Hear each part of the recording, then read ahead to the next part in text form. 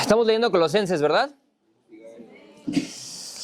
Bueno, pues les voy a leer una escritura que está en Colosenses 3:16, que dice: que habiten ustedes la palabra de Cristo con toda su riqueza. Instrúyanse y aconséjense unos a otros con toda sabiduría.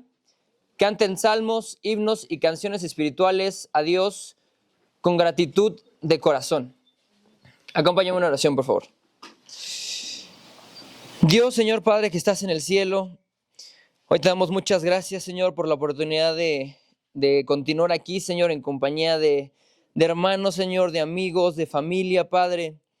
Gracias por permitirnos escucharte, Señor, en la naturaleza, Señor, en los pájaros, en nuestros hermanos cuando cantan, en nuestros hermanos cuando comparten, Señor, en las clases, en los devocionales, Señor.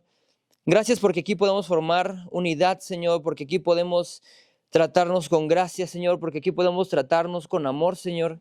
Te pido que abras nuestros corazones el día de hoy, Padre, que nos puedas permitir escuchar, Señor, todo lo que nos quieras decir el día de hoy, Padre, que podamos salir de aquí no solo animados, sino también retados, Padre, a seguir creciendo, Señor, a seguir buscando ser más como tú, a seguir siendo seguidores de tu Hijo, Señor. Te pido mucho que me puedas ayudar, Padre, a expresar todas las cosas que quiero decir y a que todos puedan tener sus oídos muy abiertos, Señor, por favor. Todo esto te lo oro y te lo pido en el nombre de tu Hijo amado Cristo Jesús. Amén. El pasaje que vamos a leer el día de hoy está en Hechos 16, del 22 al 34. Cuando estés por ahí, di amén. Bien. 16 del 22 al 34, perdón. 22 al 34, sí. Esta pequeña parte se llama Pablo y Silas en la cárcel. El contexto que está un poquito antes de empezar el versículo 22 es que Pablo y Silas expulsan el espíritu de una mujer que era adivina, y las personas que eran dueñas de esa mujer, porque se nos dice que pues, era una esclava, ¿no?, descubren que Pablo y Silas le quitan el espíritu y se molestan. ¿Por qué? Porque ganaban dinero con esa mujer. No se les acercaban y decían, pues yo te pago y dime, no sé, léeme la mano. Cosas así del estilo. Entonces se los llevan, los toman y se los llevan a los ministros, a los magistrados. Y les dicen, oigan, estos personajes están enseñando cosas que están prohibidas para nosotros, como romanos. Entonces los agarran, les quitan la ropa y los golpean. Y es lo que vamos a leer. En el versículo 22 empieza: entonces la multitud se amotinó contra Pablo y Silas, y los magistrados mandaron que les arrancaran la ropa y los azotaran. Después de darles muchos golpes, los echaron en la cárcel y ordenaron al carcelero que los custodiara con la mayor seguridad. Al recibir tal orden, éste los metió en el calabozo interior y les sujetó los pies en el cepo. Pablo y Silas se enfrentaban constantemente a una presión, porque los perseguían, hermanos. Y estamos hablando de que era algo prohibido de enseñar. Todo el tiempo los estaban cazando. Es como si tuvieras todo el tiempo, no sé, una bestia salvaje detrás, ¿no? Quieres voltear así como que, bueno, pues me alejo lo más que pueda. Ellos tenían que correr. Se enfrentaban constantemente a la ansiedad, a la presión, al estrés que les invadía, porque no sabían si el día de mañana los agarran y ya no solo es que los dejan en la cárcel, sino que los pueden matar. Y aún así iban, salían, compartían, ¿no? ¿Y por qué hacían esto, hermano? En Mateo 28, no necesariamente tienes que ir ahí, te la puedo leer. Dice lo siguiente: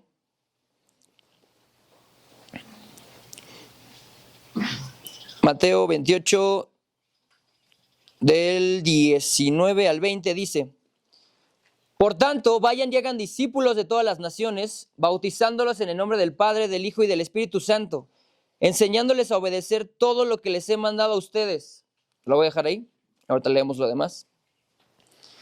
Ellos lo hacían porque sabían que tenían una misión, hermano, que tú y yo tenemos en este momento, que es salir, compartir, ¿no? Y el contexto es impresionante porque ¿cómo lo hacían? cuando tenían presión en su corazón. Era una prueba, creo yo que era una prueba impresionante el tener que compartir en un contexto de ese estilo, en el cual se sentían tan incómodos, en el cual se sentían como con esta presión de no sé qué es lo que me va a pasar, pero Jesús estuvo conmigo, lo conozco y me dijo que yo tengo que salir y compartir, ¿no? ¿Cómo es posible que ellos tuvieran ese deseo? Porque lo preguntamos ayer, ¿no? Cristo era suficiente para ellos. Ayer le hicieron esa pregunta, ¿Cristo es suficiente para ti, como lo acabas de cantar? ¿Jesucristo te basta? ¿Sí o no? Amén. Así debería ser para todos nosotros. Vamos a seguir leyendo. Dice en el 25, a eso de la medianoche, Pablo y Silas se pusieron a orar y a cantar himnos a Dios, y los otros presos los escuchaban, hermano, en medio de la cárcel, después de que les quitaron las ropas, de que pasaron vergüenza, de que los golpearon. Lo primero que hicieron fue orar y alabar, mientras los demás los escuchaban. Yo me pregunté cuando leí esto, ¿cómo es posible que ellos tuvieran tanta paz como para orar y cantar en ese momento, después de haber sido golpeados, ¿no? ¿Tú crees que cuando estás enojado, cuando estás triste, furioso, decepcionado, ansioso o deprimido, puedes tener paz? Yo creo que sí. Yo te diría, claro que sí, hermano, pero ¿de qué depende? ¿De dónde están puestos tus ojos? Algo así nos compartía Alex el día de ayer, ¿no? Pablo y Silas estaban en la cárcel con los ojos en Jesús, en que Él era el que les podía dar paz, en que si dejaban en ellos su confianza, sus sueños, sus anhelos, Él los podía salvar y les podía otorgar esa paz.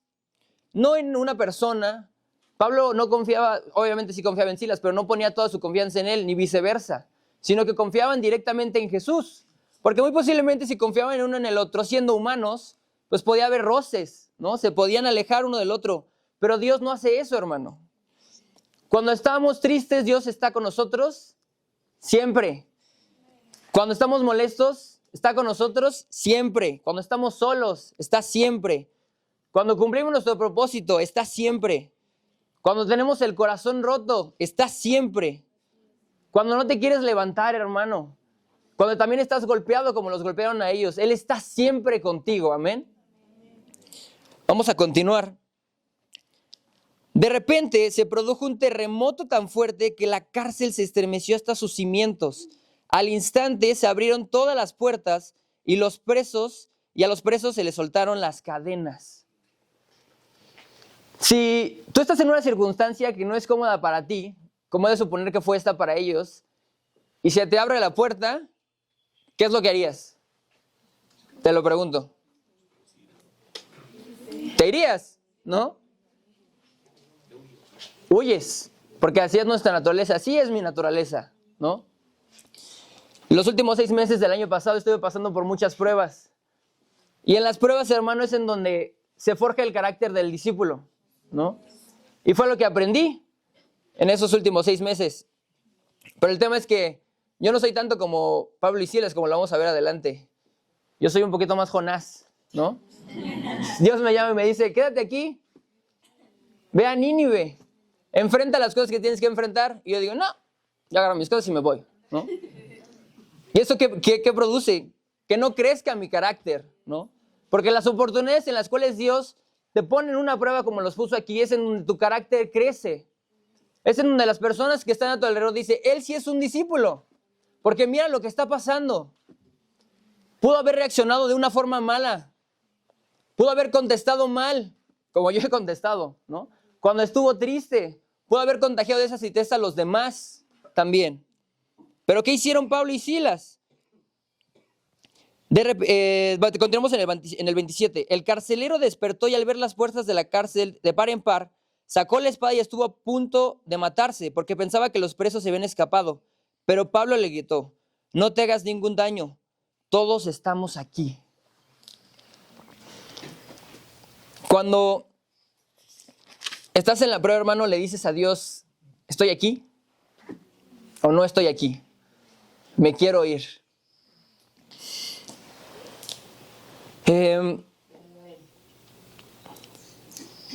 La vida de un cristiano se prueba en situaciones adversas, como se los comentaba hace ratito. El tener la vida Zoe, el tener una vida espiritual, es precisamente enfrentarse a eso, ¿no? No te gusta, pero cuando te bautizaste no te dijeron, papito, todo va a estar re bien, ¿no? Vas a vivir increíble, sino que te dijeron, vas a vivir muchas circunstancias adversas que no quieres enfrentar. Pero en ese momento es cuando tienes que depender más de Dios. Y ahora vamos a leer adelante qué es lo que produce en los demás el que vean que confías en Dios. Dice, 29, el carcelero pidió luz, entró precipitadamente y se echó temblando a los pies de Pablo y Silas. Luego los sacó y les preguntó, señores, ¿qué tengo que hacer para ser salvo? Si te ven a ti confiado en Dios, con esa conciencia del que Él siempre está contigo, las personas se van a acercar a ti y te van a preguntar porque eres un reflejo vivo de Jesús, porque ven tu Espíritu Santo y les causa curiosidad. ¿Cómo puede ser que esa persona a la que acaban de insultar no reaccionó? ¿Cómo puede ser que esa persona que tiene tanto estrés y tanta presión por los exámenes se ve tan tranquilo, tan calmado, tan en paz? Continuamos. ¿Qué fue lo que le contesta? ¿Qué es lo que deberías de contestar si te acercan y te preguntan? Cree en el Señor Jesús, así tú y tu familia serán salvos. Le contestaron. Seguían cumpliendo la misión que hablamos en Mateo 28, ¿no? Le comparten. Esto produce en los demás que se puedan preguntar, ¿cómo es que no quiere llenar su vacío con las cosas con las que yo me lleno? ¿No? ¿Cómo es que cuando está triste no se va a cotorrear? ¿Cómo es que cuando está enojado no va y no sé, se molesta con todo mundo, quiere golpear personas, sale y lo que sea, ¿no? ¿Cómo es que en ese momento él quiere seguir compartiendo? ¿No? Luego que sigue en el 32 dice, luego les expusieron la palabra de Dios a él y a todos los demás que estaban en su casa. A esas horas de la noche, el carcelero se los llevó y les lavó las heridas. Enseguida fueron bautizados él y toda su familia. Amén. Ese es el poder que tiene, el que tú seas consciente de que Jesús está siempre contigo y que así debe de ser. ¿Qué produce en ti? Vamos a seguir leyendo. El carcelero los llevó a su casa, les sirvió comida y se alegró mucho junto con toda su familia por haber creído en Dios. ¿Quieres ser feliz, hermano? Creo que todos queremos ser felices. Perseguimos toda nuestra vida el poder llegar a ser felices. Y aquí está la respuesta. ¿Quieres ser feliz? Comparte. ¿Quieres ser feliz cuando estás en la prueba? Ora. ¿Quieres ser feliz cuando estés en la prueba? Alaba al Señor.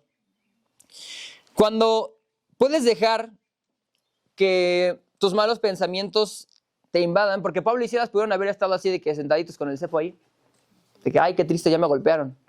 Puedes reaccionar también contra tus hermanos, no solo contra la gente de afuera, sino también contra tus hermanos. Puedes ser cruel, puedes ser impulsivo, puedes dejar que tu carácter te domine. Pero ellos no lo hicieron, hermano. Y conocieron a Jesús personalmente, pero tú también lo conoces. ¿Sí o no?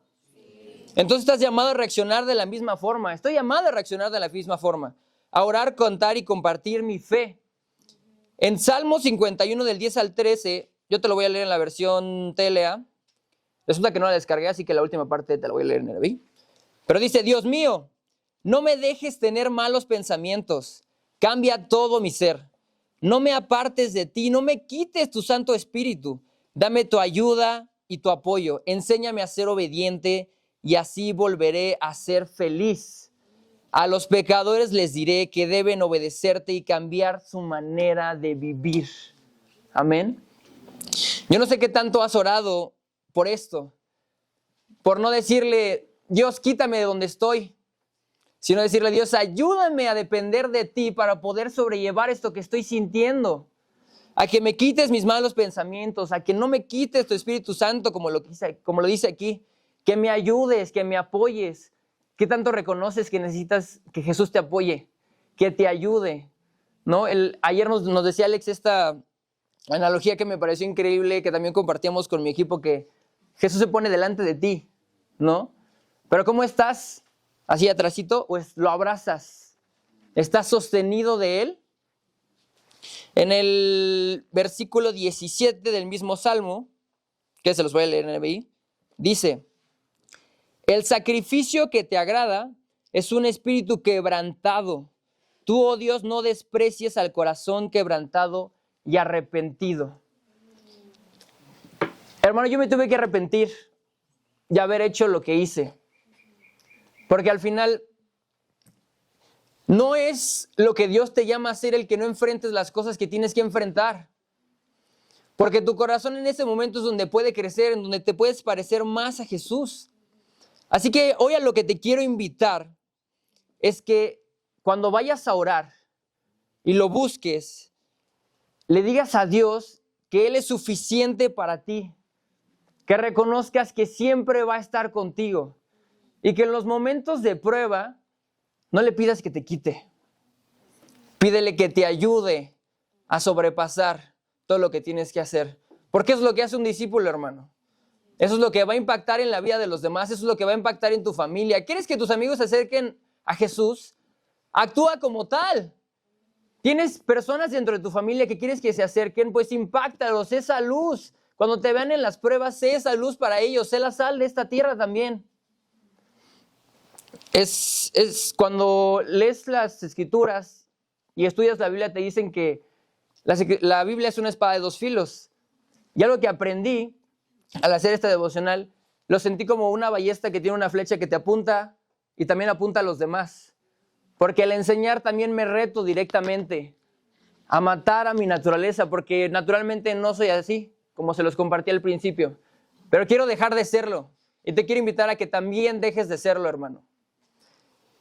Esto es todo lo que les quería compartir y que la paz de Dios sea con todos ustedes.